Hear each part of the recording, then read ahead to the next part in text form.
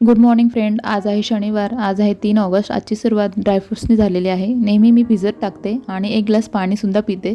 तर आज म्हटलं चला ड्रायफ्रूट्स असे चावून खाऊयात आणि 1 ग्लास पाणी पिलं आणि त्यानंतर मी शेंगदाणे भाजून घेतले. दूध तापायला ठेवलं. त्यानंतर मी लाल भोपळ्याची भाजी बनवते त्यासाठी तयारी करत होते. जिरं, लसूण, मिरची आणि कढीपत्ता घेतला. पीठही इकडं भिजवून ठेवलं. त्यानंतर मी जो मसाला घेतला होता तो असा मध्यम बारीक करून घेतला. कढई ठेवली, मोहरी टाकली, जिरं टाकलं, कढीपत्ता टाकला, पाव चमचा हळद टाकली.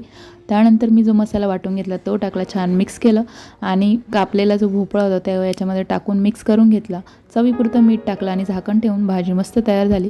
त्यानंतर चपात्या झाल्या. जे थोडे फार भांडे निघाले होते ते सुद्धा घासून घेतले.